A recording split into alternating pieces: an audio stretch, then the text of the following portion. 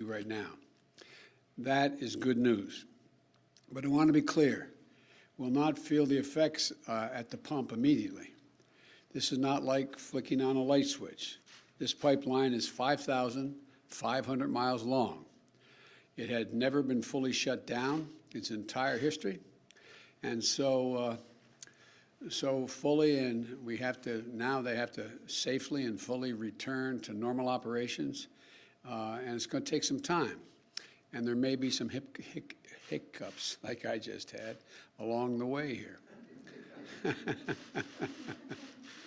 Still, we expect to see a region-by-region return to normalcy beginning this weekend and continuing into next week. In the meantime, I want to update you on what our administration is doing to accelerate this process, to mitigate shortages, and to protect you from price gouging, protect the American people from price gouging, all those along the line. First, we relaxed rules for pipeline operators to provide flexibility for emergency personnel to help manually get portions of the pipeline up and running earlier this week.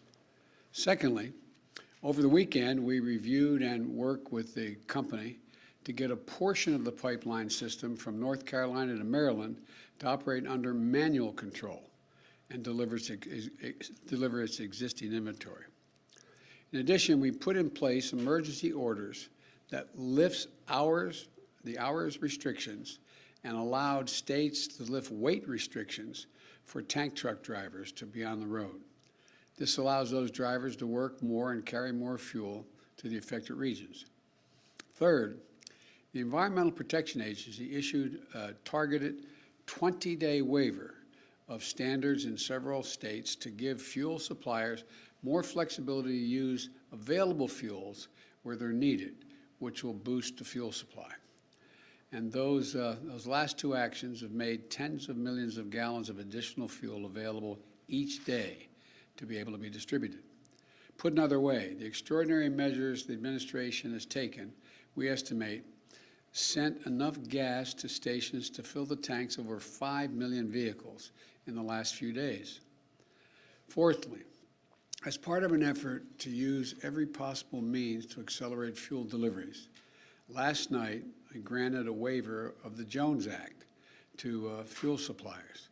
This allows non-U.S. flagged vessels to transport refined fuel products from the Gulf of Mexico to affected areas, and we'll grant additional waivers if necessary.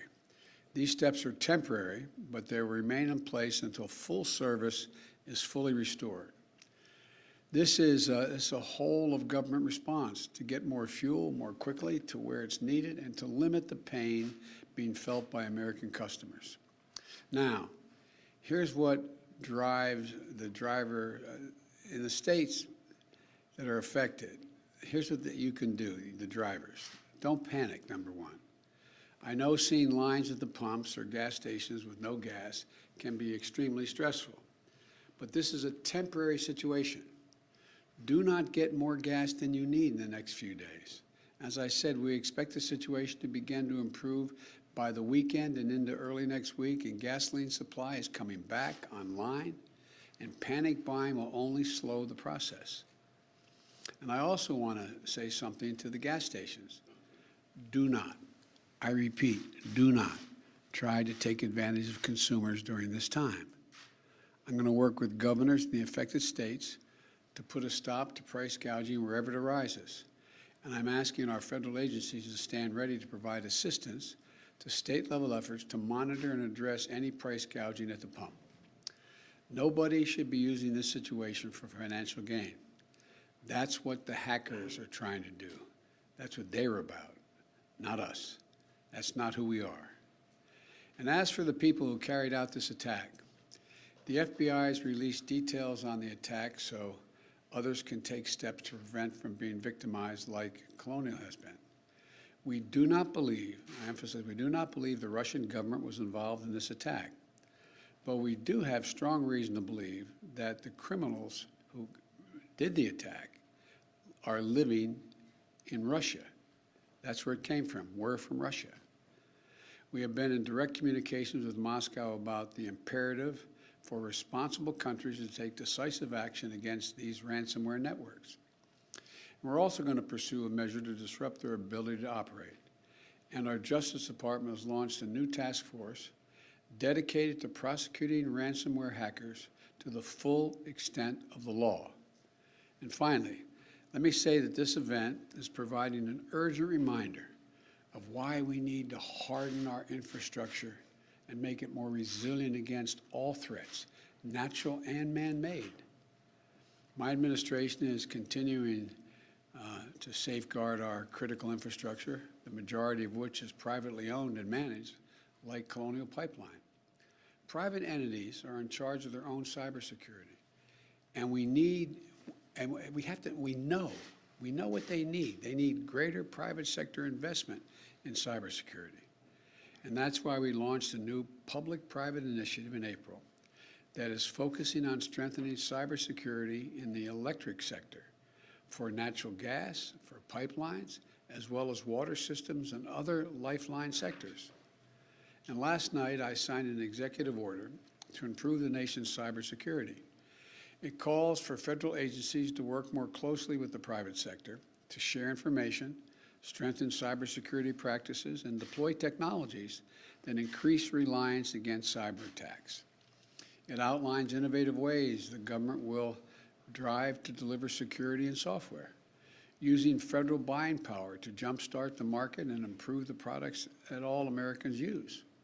To assist in this urgent work of protecting our nation against cyber attacks, I'm calling on the United States Senate to move quickly to confirm Chris Inglis as our National Cyber Director and Jen Easterly to be the Director of Cybersecurity and Infrastructure Security Agency at the Department of Homeland Security. In America, we've seen critical infrastructure taken offline by floods, fires, storms, and criminal hackers. In Texas last month, we saw what happens when storms hit power systems that aren't fully modernized or ready for the threats of extreme weather, with tragic results. Now we're seeing the effect of criminal hackers with gas lines throughout the Southeast. And we're in a competition with China and the rest of the world to win the 21st century economically. And we're not going to win it in competing with an infrastructure that is out of the 20th century. We need a modern infrastructure. My American Jobs Plan includes transformative investments in modernizing and securing our critical infrastructure. Later this afternoon, I'll be meeting with Republican senators to discuss ways we can move forward on modernizing the infrastructure we have today and building the infrastructure we need for tomorrow. I'm willing to negotiate, as I've indicated yesterday to the House members and to the leadership. But it's clearer than ever that doing nothing is not an option. Again, we expect things to return to normal over the next several days. I will be monitoring Colonial's progress and the federal government's support every step of the way. So stay strong. Help is on the way. We're going to get through this as we always do as Americans, and we're going to do it together. And it's going to be quick. God bless you all, and may God protect our troops. Mr. President, how did anyone retaliate? You said that the hackers are believed to be living in Russia. At what point does the U.S. start to try to inflict pain on governments who allow this sort of thing to happen in their territory? We are working to try to get to the place where we have sort of an international standard, that governments, knowing that criminal activities are happening from their territory, that we all move on those criminal enterprises. And I expect that's one of the topics I'll be talking about with President Putin. Are you confident that Putin was not involved? Are you confident that Putin was not involved? I am confident that I've read the report of the FBI accurately, and they say they were not. He was not. The government was not. Mr. President, Wednesday's executive order mentions the Colonial Pipeline directly, but the press release says it only encourages private sector companies to follow the federal government's lead, which encouragement is good, but in the face of profit, it's kind of sketchy. So what concrete steps is the administration taking to ensure that companies are prepared and held accountable for their cybersecurity issues? You've asked three different questions in that one thing, I think, as I understand it. The bottom line, I cannot dictate that the private companies do certain things relative to cybersecurity. A lot of you are very seasoned reporters. You've been covering this debate up on the Capitol Hill before I became president, and unrelated to President Trump, just a debate internally among senators as to whether or not the government should be insisting, and it gets into privacy issues and a whole range of things. So that's going to be an ongoing negotiation. But I think it's becoming clear to everyone that we have to do more than being done now, and the federal government can be significant value added in having that happen. Yes. Will you consider doing any kind of retaliatory cyber attacks to shut down these criminals? Are you ruling that out? No. Is Prime Minister Netanyahu doing enough to stop this violence there from escalating? I had a brief conversation with him yesterday, and I have my intelligence community, the Defense Department, as well as the State Department, have been in contact with all of their counterparts not only in Israel, but in the region. And one of the things that I have seen thus far is that there has not been a significant overreaction. The question is how we get to a point where they get to a point where there is a significant reduction in the attacks, particularly the rocket attacks that are indiscriminately fired into population centers. But I expect I'll be having some more discussions. And we haven't just spoken with the Israelis, with the Egyptians, the Saudi, and others. So it's a work in progress right now. So thank you all so very much. Mr. President, would you take one more on the ransom? Were you briefed on the fact that the company did pay the ransom? I have no comment on that. Thank you. Thank you, sir.